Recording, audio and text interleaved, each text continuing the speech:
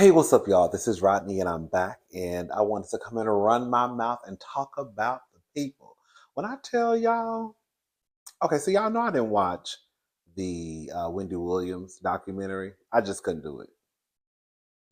I saw enough online. I saw enough tweets, and whenever there were released clips here and there, I saw a clip or two, and that was just enough for me to decide that it wasn't for me. But listen to this. This some of you may have already known this, but this says this is an exclusive from Radar Online, and it says revealed. Wendy Williams had eight-figure fortune in bank before court-appointed guardianship, sources claims.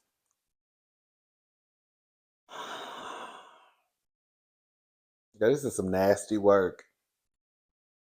Wendy Williams had an eight-figure fortune stashed away in various Wells Fargo bank accounts before her assets were frozen and she was placed under the care of a court-appointed guardian, RadarOnline.com has learned. The 59-year-old former talk show star has accumulated a treasure chest worth between $40 to $50 million spread out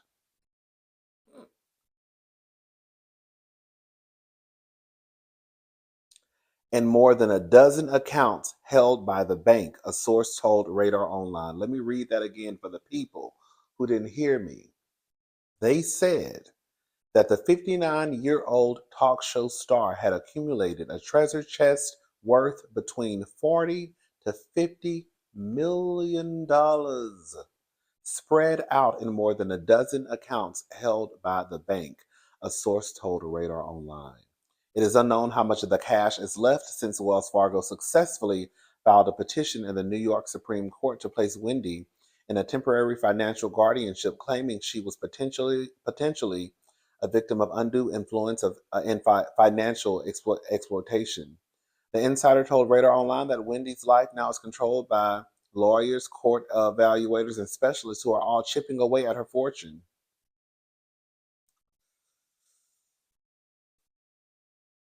You have now five attorneys who Wendy did not select and who Wendy has nothing to do with that are getting paid out of Wendy's finances, the insiders claim.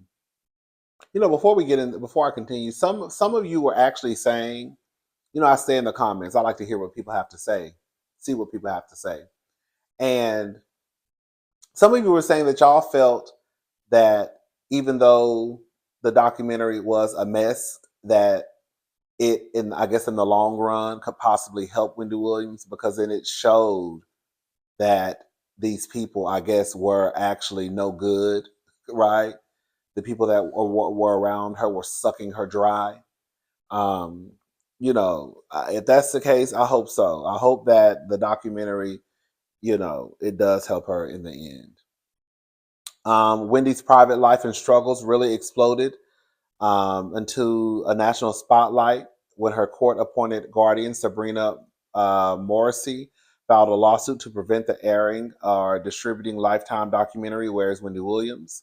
The documentary shamelessly showed the beloved star in the confusing throes of dementia.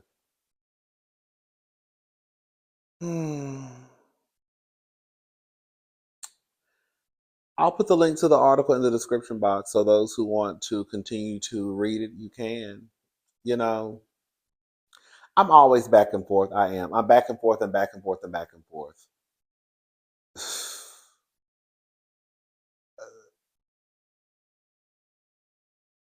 I'll say this,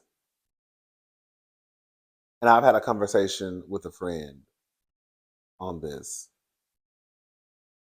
Somewhere along the lines, there had to be a large amount of money that was being spent for Wells Fargo to step in and say, something ain't right. Even with Wendy Williams, you know, living the lifestyle that she lives and, spending the money that she spent, your banking institution is not going to flag your account if you continue with the same spending habits week to week, month to month, right? It's when your account starts to go in a direction that it hasn't went in before. So for the bank to say something ain't right, that means that the money that was coming out of Wendy's accounts, it had to be an amount that was not coming out before. But on the flip side, it's like, who y'all got over this lady? Money. Girl. I would hate to be in a position where I have worked my tail off and I have put myself in a position where I have $40 to $50 million spread out between 12 accounts, and I can't access none of it. Girl, when I tell you, I will be ready to burn the bank down. Girl, girl. Oh, y'all ain't seen a fool till you saw me act a fool over my money. Do you hear me? It's just a sad, sad situation. I just hope that at the end that Wendy is able to regain access to the money that is rightfully hers. Y'all acting like I get it. There probably are people around Wendy that don't mean her no good. Okay? But at some point, that lady should not be in a position where she doesn't have access to her money. And you should put people at least that, girl, I'm just gonna go ahead and say it. Girl, why y'all got that white lady? Ain't Sabrina a white lady? Y'all got that white lady over this lady money, girl. The first thing I would think, let me tell you something. If I start making a whole bunch of money, girl, put my sister over my money. Okay? Girl, I got two sisters. I think I trust both of them with my money. They're the first two in line. Okay? So put them in line first. And then after that, girl, we got to go back to the drawing board. Okay, we got to go back to the drawing board. But if something happened to me, girl, don't have no white woman, don't have no white man or no white woman over my money. Girl, it's my two sisters. Okay? And then if something happened to them, then we're gonna have to figure something else out, okay? But y'all acting like Wendy was out here, girl. Like Wendy earned her living the honest way, right? Working, putting in the hard work. And y'all acting like Wendy was out here scamming folks like Simon Guobadia, allegedly. Girl, speaking of Simon, girl, get on his neck for a quick second. So this is according to the neighborhood talk. Simon, he penned this. Simon pins post insinuating that Porsha's last name, Williams, is unseasoned. Someone wrote, the ex-wife really went from Guobadia to Williams again? Who goes from an ethnic ancestral name to an unseasoned name? And then he responded with the laughing emojis. Let me tell you something.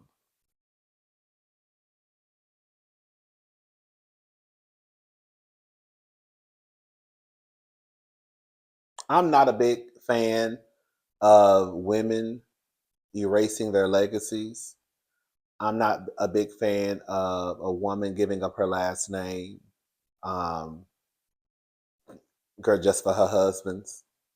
I do understand that even with the woman's last name, it could have been after a man, which was her father.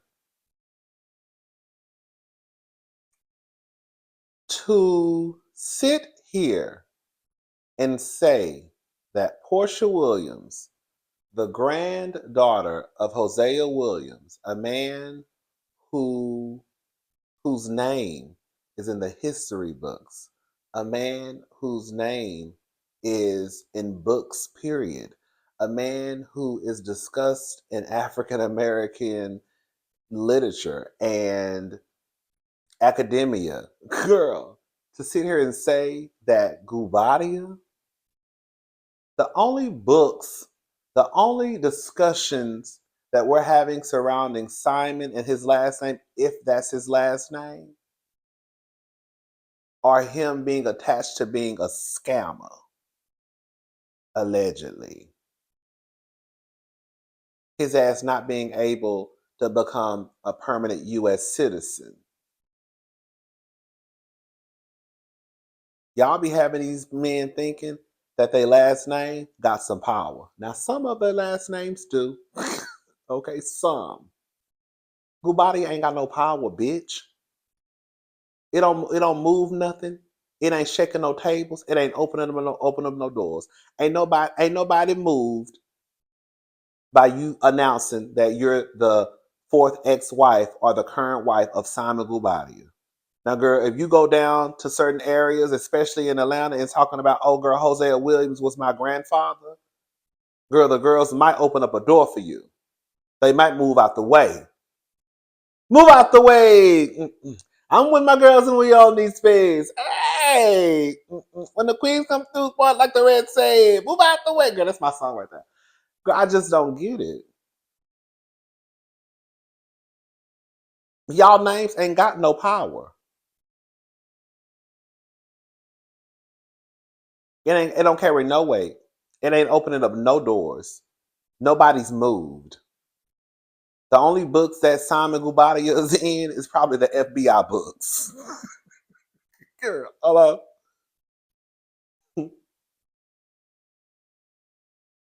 That's it. That's it. That's it. That's it. Ain't nobody worried about no Simon Guobadia. And to sit here and try and even shit on Hosea Williams lets me know that who even left that comment and agreed with it, you just as ignorant as the nigga who left the comment and Simon Guobadia.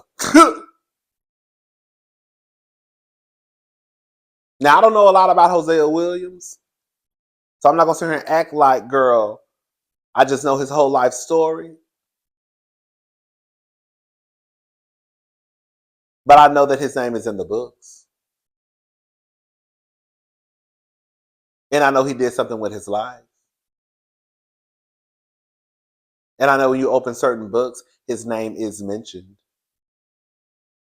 The most we've ever seen Simon's name on a piece of paper is when the girls was talking about how he didn't have the money he had, how he owed. The books that he's in is that airplane company who say you owe them $1 million. The books you in are the books of the people telling us that, girl, you used a fake name back in the day to try to gain citizenship. Hello, somebody.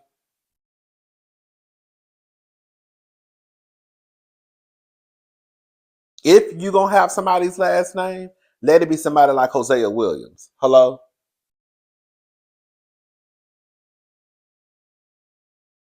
Anyways, I got worked up. Let's see. Move out the way.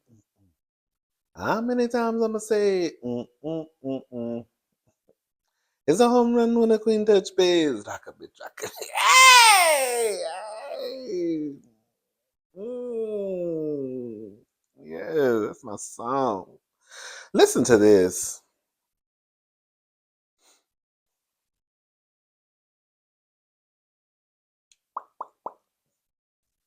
Caitlyn Jenner and Lamar Odom to launch a new podcast together called Keeping Up with Sports. I want Lamar Odom to stand up. An unexpected duo is teaming up. Caitlyn Jenner has partnered with Lamar Odom to create a podcast, Keeping Up with Sports. The podcast appears to pay homage to the popular reality TV series RHOA, which won RHOA. Girl, y'all did not proofread this. Hey! Girl, Jasmine Rambert, I'm gonna need y'all to proofread, baby. The podcast appears to pay homage to the popular reality TV series RHOA, which once starred Lamar Odom and Caitlyn Jenner. They meant Keeping Up with the Kardashians, girl. Podcaster Mystic Zach Hirsch, who hosts multiple podcasts, including Running It Back with Pac and Zach, will co-host the podcast with Lamar, Odom, and Caitlyn Jenner. The first episode is reportedly set to debut in a few weeks with former boxing star Sugar Ray Leonard as the first special guest. Other reported future guests include a variety of athletes, such as boxer Bryce Hall and world champion boxer Zab Judah. Odom hasn't made an official announcement about the new podcast, but he reposted news about it on his Instagram story on Monday, March 18th. It comes as no surprise that the former NBA star and Jenner have started a sports podcast. In 1976, Jenner won a gold medal at the Olympic Games in Montreal. Girl, listen. I mean, I guess, because at the end of the day, Caitlyn is an athlete. Lamar was an athlete, was. Lamar is an athlete, was an athlete. Girl, was. So, I mean, I guess, I do feel like some people think, I think that if Caitlyn was still living her life as a man, I don't think that people would think that much into it. But because Caitlyn is a trans woman and, I was about to say Lamar is a black man, but, I think that's why people are like, this is just kind of weird. But if you take out the fact that Caitlyn is a trans woman, how would you feel if it was just Bruce and Lamar sitting down talking about sports? I don't think it would be as weird as to people. Y'all know I can't stand Caitlyn Jenner. I think she's a piss poor representation for the trans community. I really do. I really, really do. And it's always the ones who have access to the loudest microphones who do a horrible job at being a representation for their community. Because I can guarantee you most trans women will not say the shit that Caitlyn Jenner says on a public platform as big as hers. I know some of the girls think like Caitlyn, but most of them don't. You know how like most black people don't think like Candace Owens? Some do, but most of them don't. And it's so weird to me because you have someone like Caitlyn who will say the things that she says in front of people who you know that don't like trans people. Just like a Candace Owens. She will say things in front of white people who you know already have thoughts and images of black people. It's just a mess to me. Girl. Anyways, it is what it is. Oh, and then Lamar, he also put, hold up.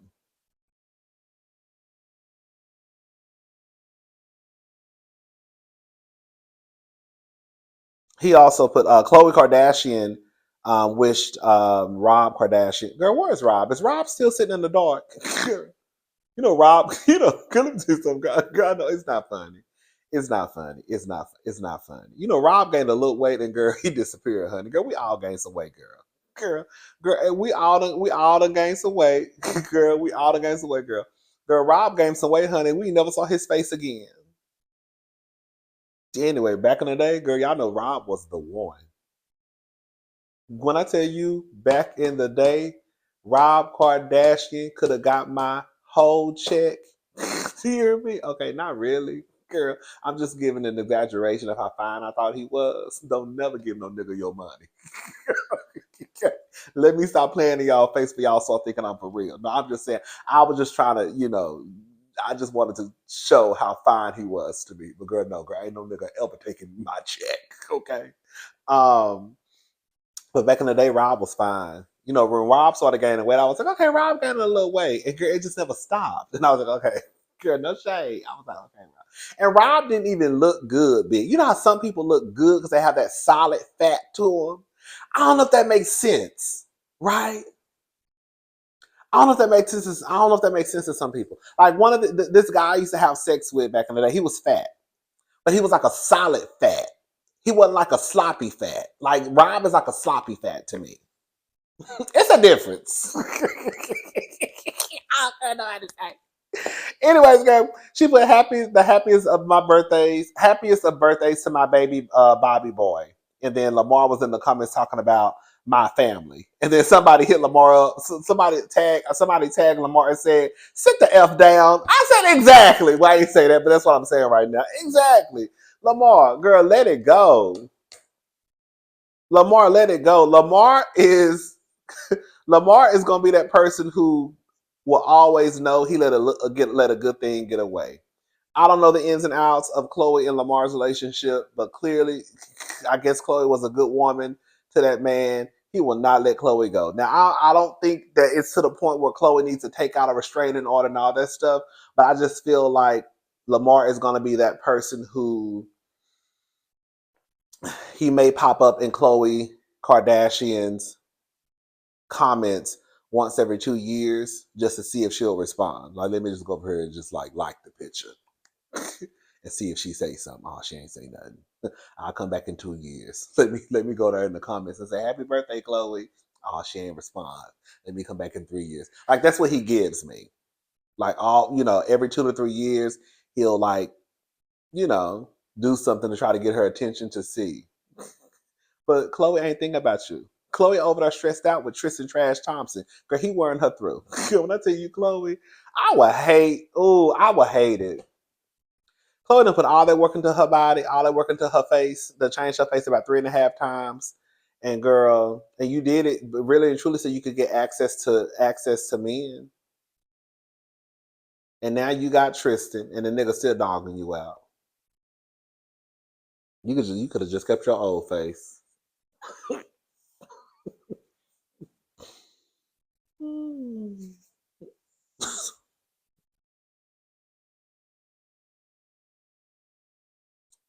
Anyways, y'all, I'm gone.